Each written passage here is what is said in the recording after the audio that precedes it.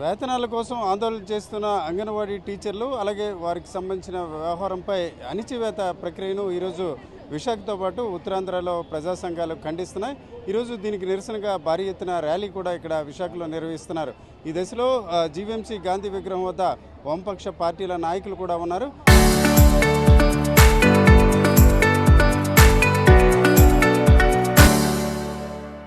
చెప్పండి, అంటే ఎందుకు వేతనాల కోసం చేస్తున్న వారి వ్యవహారాన్ని ఎందుకు ప్రభుత్వం అడ్డుకోవాలని ప్రయత్నిస్తుంది? దీనికి మీరేమనుకుంటున్నారు? రాష్ట్ర ప్రభుత్వం ఈరోజు అధికారంలో ఉన్నటువంటి ప్రభుత్వం గత ప్రభుత్వ కాలంలో 42 రోజుల పాటు సమ్మె చేసిన సందర్భంలో ఈ టెంట్ల దగ్గరకు వచ్చి మీది న్యాయమైన డిమాండ్, ఇవాళ అంగన్వాడీ టీచర్లు చేస్తున్నటువంటి ఆయాలు చేస్తున్నటువంటి పని చాలా గొప్ప పని చేస్తున్నారు, మీ శ్రమ దోచుకుంటుంది ప్రభుత్వం, కాబట్టి మా ప్రభుత్వం వస్తే తీర్చేస్తామని చెప్పి హామీలు గుప్పించి ఇవాళ 2 ఏళ్ళు అయినా సరే కనీసం అంగన్వాడీ వాళ్ళ వేతనాల కోసం ఈరోజు కూడా మాట్లాడే పరిస్థితులు ఇవాళ ప్రభుత్వం ఉంది.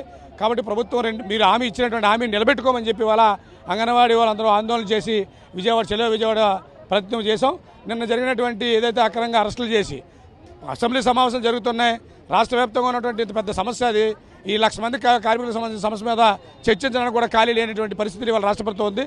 అక్రమంగా అరెస్టులు చేయడం ద్వారా అంగన్వాడీల మధ్య యొక్క భయాన్ని వాతావరణాన్ని సృష్టించాలని చెప్పి రాష్ట్ర ప్రభుత్వం ప్రయత్నం చేస్తూ ఉంది. ఈ ప్రయత్నాలకు వ్యతిరేక ఖండిస్తూ ఉన్నాం.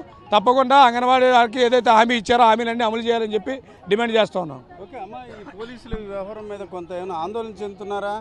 నెక్స్ట్ అలాగని మీ ఆందోళనని ఆపేసే ప్రయత్నం ఏమైనా చేస్తారా? మా ఆందోళన ఆపే ప్రయత్నం లేదండి. మా జీతాలు పెంచిన వరకు మేము వేతనం పెరగాలి, మేము ఆందోళన ఆపాలి. అయినా మహిళని చూడకుండా అలాగా అందరినీ అలా అరెస్టులు చేస్తే ఎలాగండి? మహిళలు అంటారు, మహిళ కోసం ఆలోచించరా ఎవరును?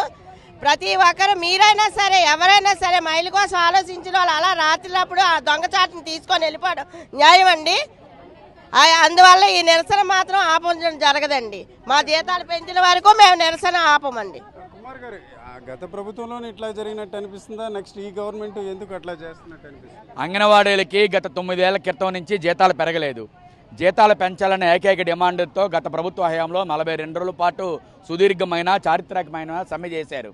ఆ సమ్మె సందర్భంగా అప్పుడున్నటువంటి ప్రభుత్వం మేము వచ్చే జూన్లో మా ప్రభుత్వం అధికారంలోకి వస్తుంది, మేము జీతాలు పెంచి తీరుతామని చెప్పారు. అప్పుడు ప్రతిపక్షంలో ఉన్నటువంటి వాళ్ళు, ఇప్పుడు అధికార పక్షంలో ఉన్నటువంటి ఎమ్మెల్యేలు, మంత్రులు మొత్తం అందరూ కూడా వరుసగట్టి అంగన్వాడీ యొక్క పోరాట దీక్షల దగ్గరికి వచ్చి మా ప్రభుత్వం వస్తుంది, అంగన్వాడీ వాళ్ళకి జగన్మోహన్ రెడ్డి తీవ్ర అన్యాయం చేస్తున్నాడు, మా ప్రభుత్వం వచ్చినట్టయితే మీ వేతనాలు పెంచుతాం, మీ గ్రాడ్యుయేటీ అమలు చేస్తాం, అంగన్వాడీ అక్క చెల్లెమ్మలకు మేము భరోసాగా ఉంటామని చెప్పేసి పెద్ద ఎత్తున హామీలు ఇచ్చారు. లోకేష్ బాబు పాదయాత్ర సందర్భంగా ప్రతి మండలంలోనూ కూడా అంగన్వాడీలు చేయి పట్టుకొని పాదయాత్ర చేస్తూ మన ప్రభుత్వం వస్తుంది, మీకు మంచి జరుగుతుంది అని చెప్పి చెప్పడం జరిగింది. కానీ 19 నెలలు గడుస్తూ ఉంది. అంగన్వాడీ వాళ్ళు జీతాలు పెంచమని అనేక రూపాల్లో ఎమ్మెల్యేలకి, మంత్రులకి దఫాలుగా వినతిపత్రాలు ఇచ్చారు. ఇప్పుడు అసెంబ్లీ సమావేశాల సందర్భంగా మా సమస్యలు పరిష్కారం చేయండి అని దాదాపు 20,000 మంది పైబడి విజయవాడ ధర్నా చౌక్లో ఆందోళన చేశారు. చర్చలు పిలుస్తామని కూడా చెప్పారు. పిలవకుండా ఈ రోజున తెల్లవారుజామున 5 గంటల ప్రాంతంలో మహిళలు కాలకృత్యాలు తీర్చుకోవడానికి వెళ్తున్న సమయంలో ఇష్టం వచ్చినట్టు మగ పోలీసులను పెట్టి అరెస్టులు చేయించి బస్సుల్లో విసిరేసి దాదాపు 100 నుంచి 70 కిలోమీటర్లు 200 కిలోమీటర్ల దూరం కూడా తీసుకొని వెళ్ళి ఏ స్టేషన్లో నిర్బంధించారో కూడా ఇంతవరకు తెలియని పరిస్థితి. మగ పోలీసు వాళ్ళు ఇష్టానుసారంగా మహిళల మీద విరుచుకుపడ్డారు, గుంపులుగా విరుచుకుపడ్డారు. అనేక మందికి గాయాలయ్యాయి. అంగన్వాడీ రాష్ట్ర అధ్యక్షురాలు బేబీరానికి చెయ్యి ఫ్రాక్చర్ అయింది. ఇలా అనేక మందికి గాయాలైనా సరే ఎక్కడున్నారో కూడా తెలియని పరిస్థితి. దాదాపు పల్నాడు జిల్లాలో సత్తెనపల్లి కానివ్వండి, చిలకలూరుపేట కానివ్వండి, ఇతర ప్రాంతాలకు తీసుకెళ్లారు. ఇటు ఏలూరు జిల్లాలో జంగారెడ్డిగూడెం, బుట్టాయిగూడెం, పెదపాడు ఇలాగ అనేక పోలీస్ స్టేషన్లకు తీసుకెళ్లారు. అరెస్టులు చేసిన వాళ్ళు అర్ధరాత్రి మూకుమ్మడిగా దాడి చేసి తెల్లవారుజామున చేయడం అనేది చంద్రబాబు నాయుడు నిరంకుశత్వానికి, దుర్మార్గానికి ఎంతకంటే నిదర్శనం లేదు. అంతర్జాతీయ మహిళా దినోత్సవం జరుపుకోబోతున్నాం మార్చి 8వ తారీఖున.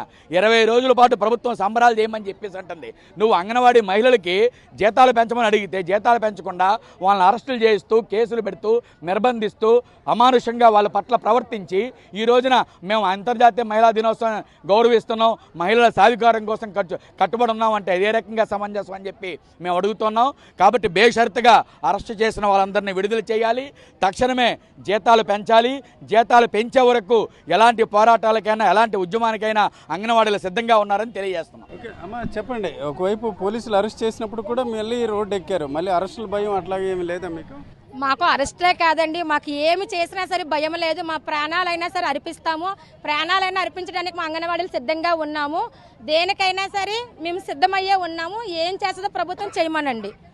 ఇది ఈరోజు చూసుకుంటే ఒకవైపు విజయవాడలో అరెస్టుల నేపథ్యాన విశాఖతో పాటు ఉత్తరాంధ్రలో కూడా పెద్ద ఎత్తున అంగన్వాడీ టీచర్లు అలాగే ఇతర పనిచేసే కార్మికులు కూడా ఆందోళన బాటిన పట్టిన పరిస్థితుంది. ప్రభుత్వం అలాగే పోలీసులు ఎంత అణిచివేసినప్పుడు కూడా తమ ఉద్యమాన్ని కొనసాగిస్తామని ఇక్కడ చెప్తున్నారు. కెమెరా పర్సన్ తిరుపతితో రామచంద్ర, RTV, విశాఖపట్నం.